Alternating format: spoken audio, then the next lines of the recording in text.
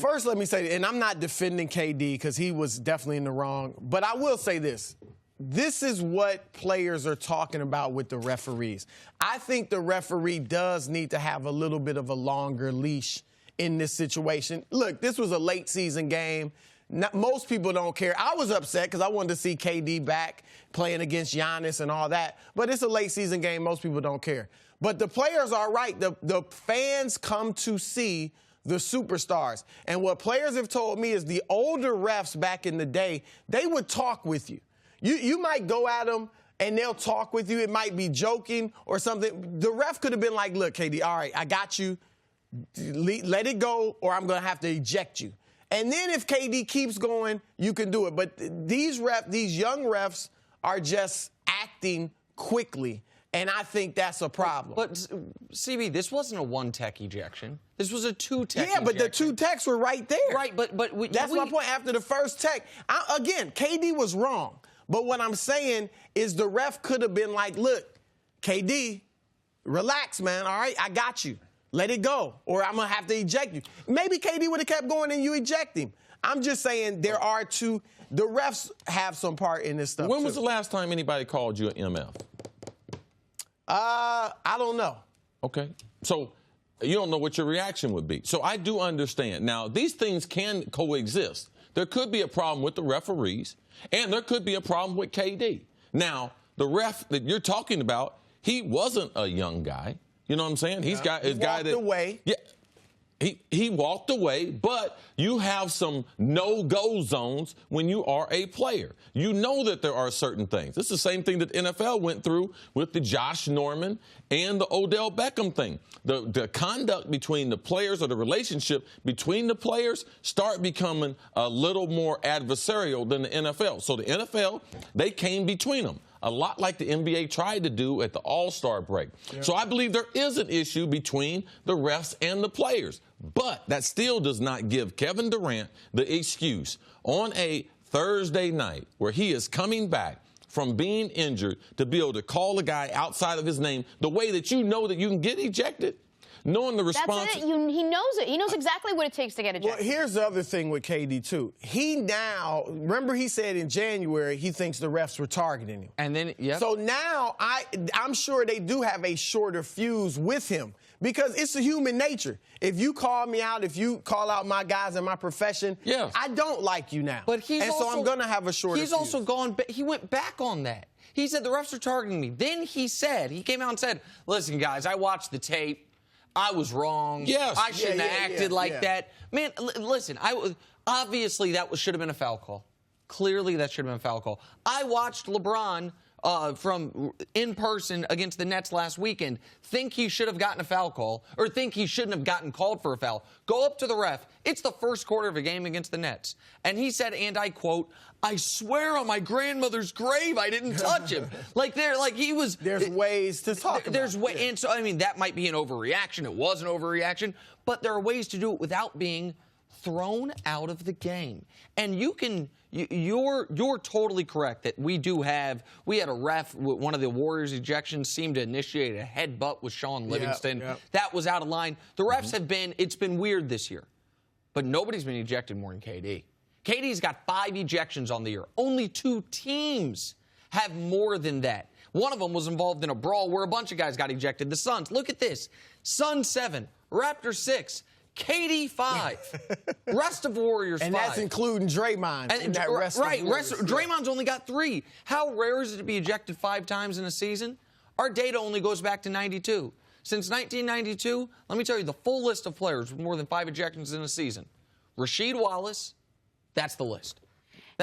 We are in now rare territory. And forget of the caliber of player for any player to be thrown out like this. When does this go from being something that's bad for Kevin Durant and something that's bad for the Warriors? It becomes bad for the Warriors if in the playoffs, now regular season, you 16 ejections, you miss a game. Playoffs is 7. So that's when it becomes really bad for them. They've dealt with Draymond. Now, I don't think they want 2 hotheads on the team necessarily, but they know how to handle Draymond. When the Warriors were interviewing KD or courting him to come, Do you think the guy on the court last night, when their owners and their head coach, you think that was the guy they thought they were getting? No. Okay. But you think, look, I definitely don't think the owners or management is sitting there saying, we got a problem with KD. No, but Jenna, you asked when will it hurt the Warriors? When will the Warriors be worried about it? It hurt them last night. Andre Iguodala, him getting hurt, him having to start the second half. He's probably had his worst season he's had in a long time. It ends up happening to him in the third quarter. But you think the management and ownership is like this? No, they were separate. They were separate of each other. When you go through free agency, you go through this courtship of, man, this guy with Steph, because to me, the Warriors have a certain type of image. They will tolerate Draymond, but that's not the image that their ownership and their coaching staff that they want to have. They realize Draymond is a special player. When you get KD, you don't expect him to be this guy going to be thrown out of games, cussing people out like he is. Like, you don't expect that he's going to have the lack of a relationship with the media.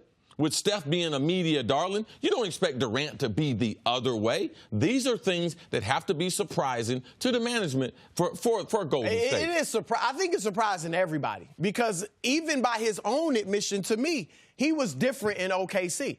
Now, he told me that guy in OKC was being phony, that nice guy. This is the real guy. Yeah, so now we got Tupac playing in the NBA. Okay, so now he's tough. He like Tupac. To me, it's strange.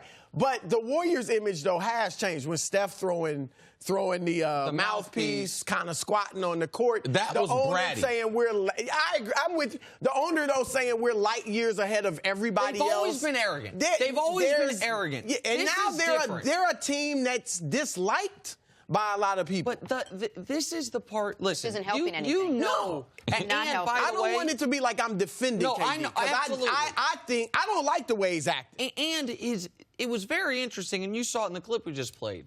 The lack of reaction from his teammates on the bench or on the court. Yeah. No teammate says a word to him. The teammates don't even look at him. Kerr doesn't walk towards him. They actually got the ball back on the rebound. They still got possession. And they still complain. Exactly. So you actually know Kevin Durant. I do not. Right? So I watch him. I do what he's asked me to do, which is watch him play basketball. I wish we could just talk about him playing basketball. He did this podcast with Bill Simmons, 2.5-hour podcast. I think it's his 7th time on with him. So if you want to really get to know who KD is or who he's presenting himself to be, you should listen to these things because it's very interesting. In this podcast, he gets angry a lot. He gets upset quickly, but he also is adamant. I've never been happier. My life's amazing. I get paid a ton of money to play basketball. I go home and play Xbox. Like, everything's great. What do you think, as someone that at least knows him somewhat, is going on with him? Where's the angst coming from? Why is a guy who's been ejected twice in his career going into this season is now the second most ejected player in a single season in the last 25 years in the NBA? It's strange. Like I said, he said that the guy in OKC was the phony. This is the real me. It's strange because KD, there's a part of KD that hangs out with pastors. I've talked to him about religion. And then there's this part, where it's bizarre. It's almost like he may be torn.